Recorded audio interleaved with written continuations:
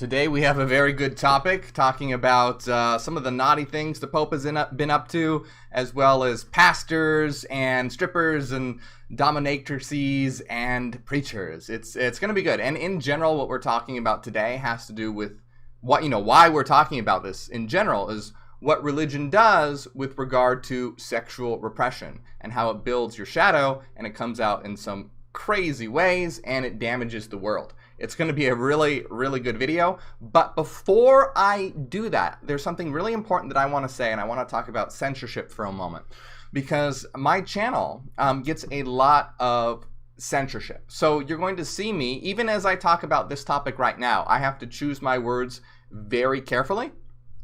So if I, say certain things in a certain way, and you're like, why didn't he just come out and say blah, blah, blah? Well, that's because of censorship. So I want to, make that clear that censorship is really bad on YouTube and Facebook. This particular topic, I can't even talk about on Facebook. So that's just something, and how sad it is that we can't even talk about the fact that religion causes repression.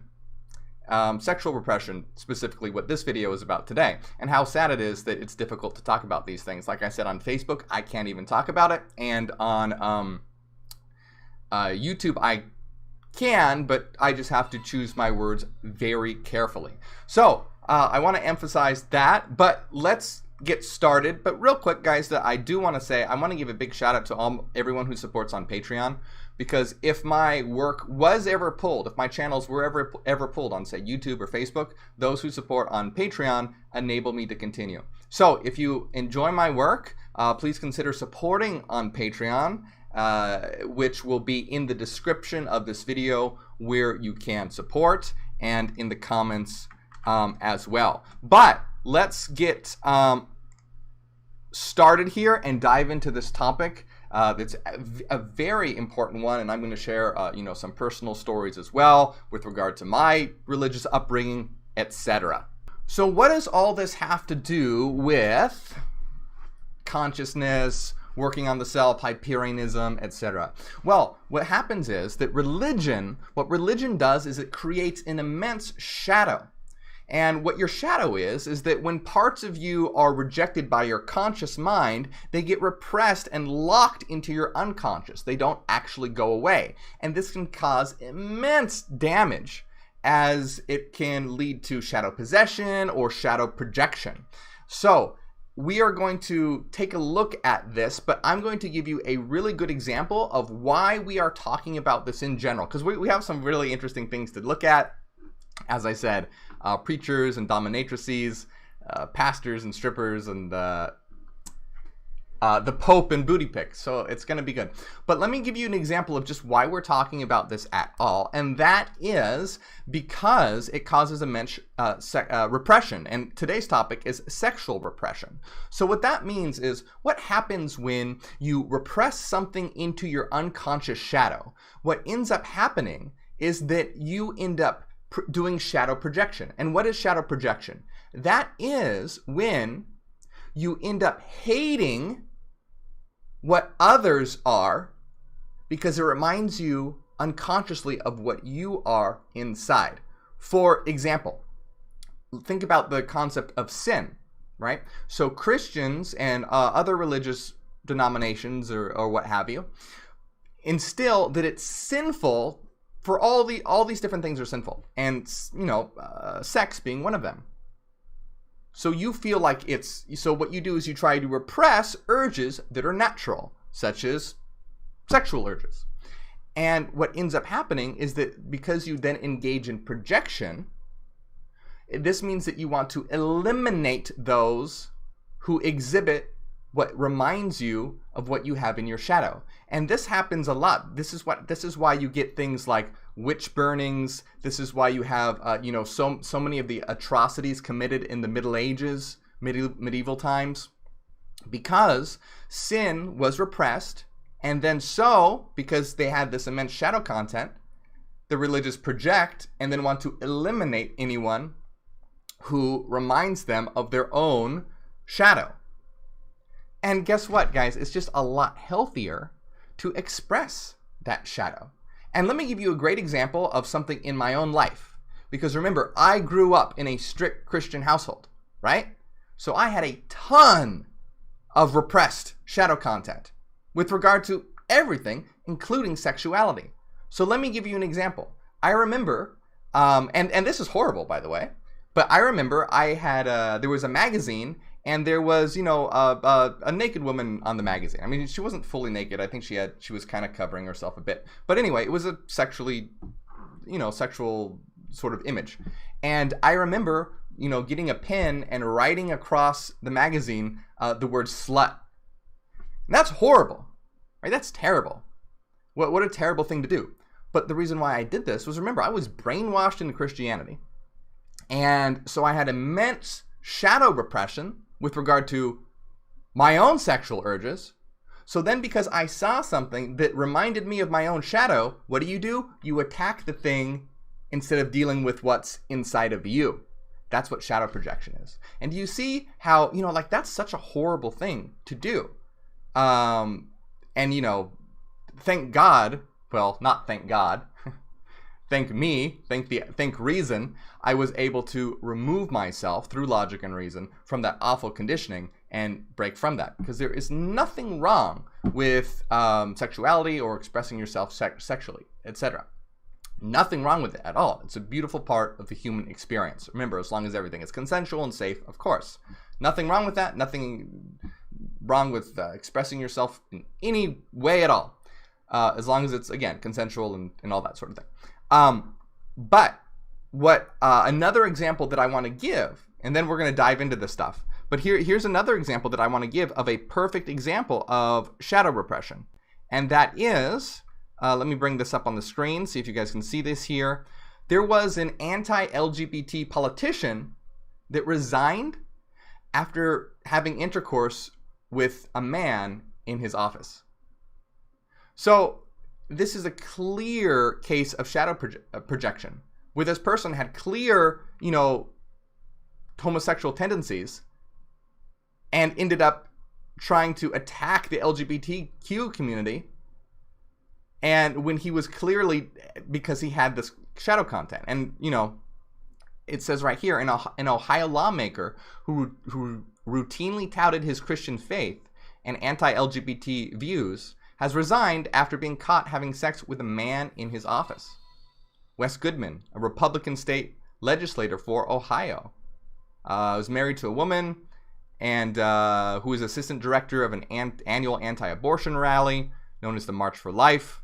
The right-wing legislator pushed for family values, and he was reportedly witnessed having sex with a man inside his office. And, I mean, what a perfect example of shadow repression. And this is what happens when you have these religions that restrict you. Guess what happens? You try to restrict others. Like, what kind of bullshit is that? Where you are now trying to attack the LGBTQ community or something like that.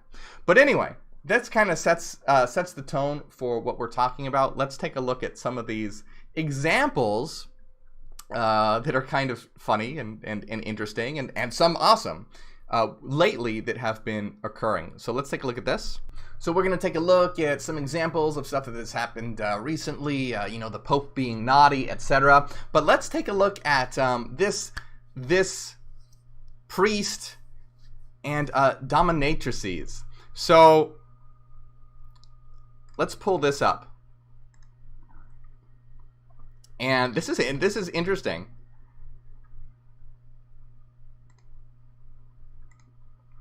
Who is Reverend Travis Clark? Louisiana priest was arrested for a threesome and BDSM with dominatrices on a church altar. Now, I don't know about you, but I think that's pretty badass. I mean, I think that that's the perfect use for an altar.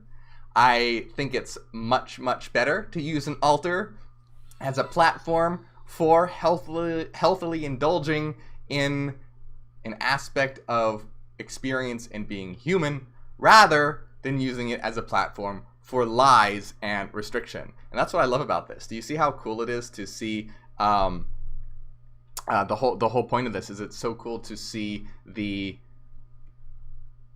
the altar is a symbol of restriction, because from that is where is preached the restrictive lies of religion, and using it, turning it on its head and using it as a form of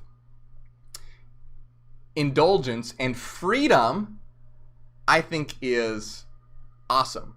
I think it's fantastic. And so a Louisiana priest was arrested for allegedly filming himself having intercourse with two dominatrices on the altar at his Catholic church, a report said.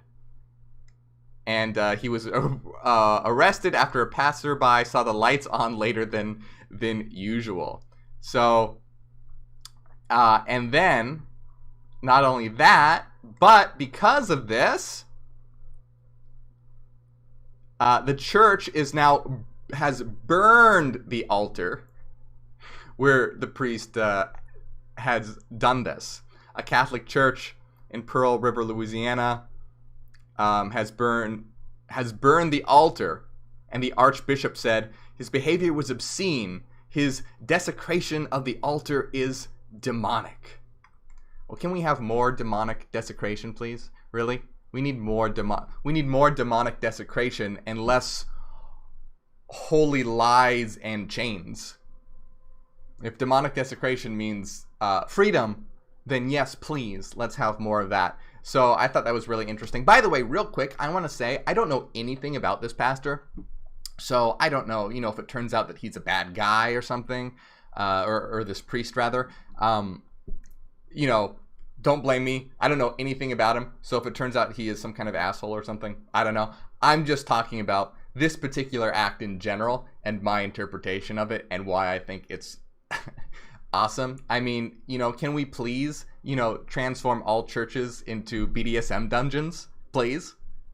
I mean, I'm on board. What about you guys? I think it would be a lot healthier. By the way, BDSM is great for exploring your shadow side because it allows you to explore repressed shadow content dealing with either submission or aggression. And you can kind of get that out and explore that so that you aren't overly, say, aggressive in the real world or even overly submissive in the real world. So BDSM is a great way to explore your shadow self.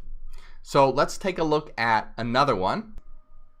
A pastor quits the church to become a stripper and now has X-rated pics and videos. Nicole Mitchell said she always wanted to become an erotic dancer, but she was brought up in a strict Christian family, which put a damper on her dreams. And that, by the way, is who is in the thumbnail of this video. And this is a picture of her now. A pastor has given up the church to become a stripper and has amassed thousands of fans who pay to see her photos and videos. Mother of three, Nicole Mitchell, said she always wanted to become an erotic dancer, but she was brought up in a strict Christian family, which put a damper on her dreams. She has now come out as bisexual and carved a new career as a stripper, model, and erotic dancer. How cool is that? And she's fucking beautiful. So cool to see someone who was restricted being able to express themselves how they truly want to be. And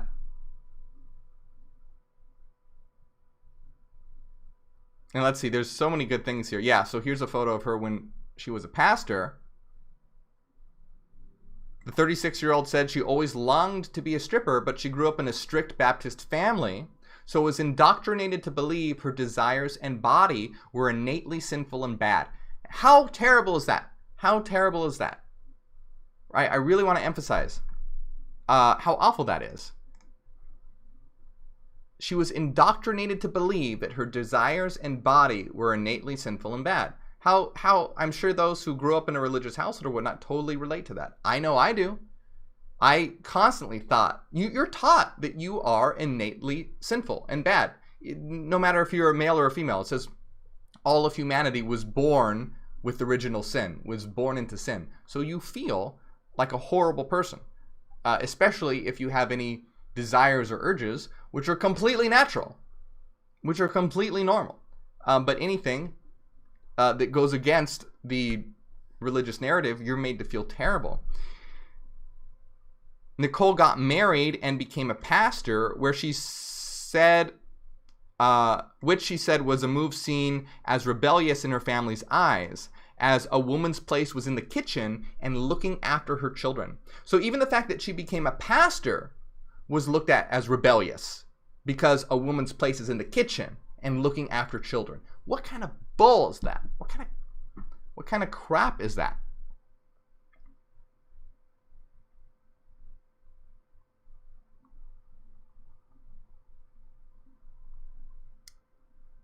Nicole then began to question her sexuality after she went to an LGBT-oriented theater performance, and she realized that she was bisexual and pansexual. And she says, I knew if I revealed my queerness, I would lose it all because the church is not welcoming to queer people, she said. She added, every person has the right to express themselves in whatever way feels good to them, and this is how it feels good to me.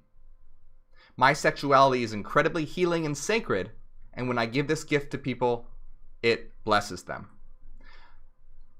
And I think that that's a really amazing quote. Sexuality is healing and sacred. So yeah, can we please realize that? Can we please build a world where sexuality is not seen as evil and dirty, but healing and sacred? It truly is. And we should all be able to experience these things and not have to repress it or feel bad about ourselves, which religion absolutely results in. So let's take a look at another one here. We're going to take a look at what the Pope has been up to recently. Pope Francis's Instagram account appears to like bikini models' photos. So this is big in the news right now. Here's the photo. Well, they actually cropped some of it out. Probably because, oh yeah, here's the full version. So here's the photo that was liked by Pope Francis. A bikini model says that Pope Francis' Instagram account liked a racy photo of her dressed in stockings and suspenders. And she says, my mom may hate my ass pics, but the Pope be double tapping. BRB on my way to the Vatican, she joked. At least I'm going to heaven. God created that ass, just appreciating the Lord's work. It means your ass is divine. Now, so I think this is really, first of all, it's funny, but here's the deal. So this happened, and now the Vatican has launched an investigation to discover, why this occurred. So the Vatican leadership told the outlet Tuesday that an internal probe is underway to determine how the like happened. Which I think, here's the photo that was liked. It says Pope Francis is horny as hell. But here's the thing. So, okay, look, honestly, the Pope's Instagram account is probably not run by him. It's probably run by someone else. And it was probably not the Pope. It was probably someone else who was running the Pope's account, probably forgot he was logged in and double tapped on the picture. Probably it's something like that happened. But even so, even if the Pope did like the photo, who cares?